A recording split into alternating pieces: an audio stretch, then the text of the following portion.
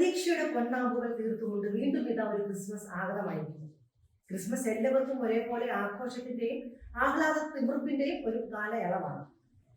കച്ചവടക്കാരെ സംബന്ധിച്ച് കച്ചവടം പൊടിപൊടിക്കുന്ന ഒരു കാലം, പുരുഷന്മാർക്കോ ആഘോഷത്തിന്റെ ഒരു കാലം, സ്ത്രീകൾക്ക് ഷോപ്പിങ്ങിന്റെ കാലം, കുട്ടികൾക്ക് പുതുവസ്ത്രത്തിന്റെയും സമ്മാനങ്ങളുടെയും നല്ല ഭക്ഷണത്തിന്റെയും ഒക്കെയും കാലം, വയോജനങ്ങൾക്കോ ഗ്രഹാതിരത്വത്തിന്റെയും സ്മരണകൾ പുതുക്കുന്നതിന്റെയും ഒക്കെ ഒരു കാലം.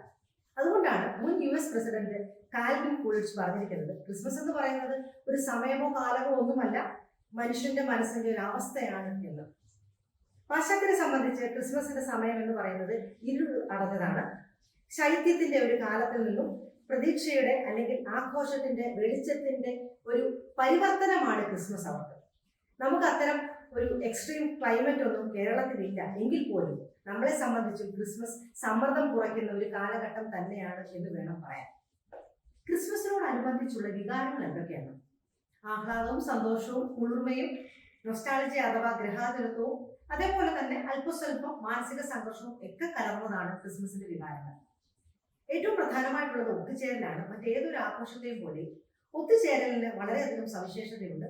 അതൊരാളുടെ മാനസിക ബലത്തെ വർദ്ധിപ്പിക്കുന്നതായിട്ടാണ് എല്ലാ പഠനങ്ങളും സൂചിപ്പിക്കുന്നത്. അറ്റുപോയ ബന്ധങ്ങൾ വിളക്കി ചേർക്കുന്നതിനും ഉള്ള ബന്ധങ്ങളെ സുദൃഢമാക്കുന്നതിനും ഒക്കെയും ഈ ഒത്തുചേരൽ സഹായിക്കുന്നു. അതുകൊണ്ട് തന്നെയാണ് ക്രിസ്മസ് കരോൾ ഗാനങ്ങളും സാന്റാക്ലോസും കരിമരുന്ന് പ്രയോഗവും അതേപോലെ തന്നെ നക്ഷത്രവും പുൽക്കൂടും എല്ലാം തന്നെ ഇതിനെ അനുയോജിപ്പിക്കുന്ന ഒന്ന് തന്നെയാണ് എന്ന് വേണം നാം കണക്കാക്കുവാനായിട്ട്. കാലാവസ്ഥ അനുസരിച്ച് നോക്കുമ്പോൾ ക്രിസ്മസ് ഒരു മാനസിക ഉല്ലാസത്തിന് പറ്റിയൊരു കാലഘട്ടം തന്നെയല്ല. എന്നിരുന്നാലും ഇത്തരം ആഘോഷങ്ങൾ തീർച്ചയായിട്ടും മാനസികോല്ലാസത്തിന് ഉതകുന്നത് തന്നെയാണ്. രണ്ടാമതായി പങ്കുവെക്കലാണ്. ക്രിസ്മസിന്റെ ഒരു പ്രത്യേകതയാണ് ക്രിസ്മസ് ഗിഫ്റ്റ്സ് അങ്ങോട്ടും ഇങ്ങോട്ടും കൈമാറുക എന്നുള്ളത്.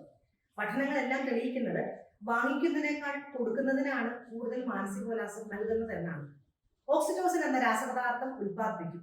ഈ ഓക്സിറ്റോസിൻ എന്ന് പറയുന്നത് ഹാപ്പി ഹോർമോൺ ആണ്. ചുരുക്കി പറഞ്ഞാൽ നമ്മൾ സമ്മാനങ്ങൾ കൊടുക്കുമ്പോൾ അത് നമ്മൾ സന്തോഷവാന്മാരാക്കുന്നു എന്നുള്ളതാണ്.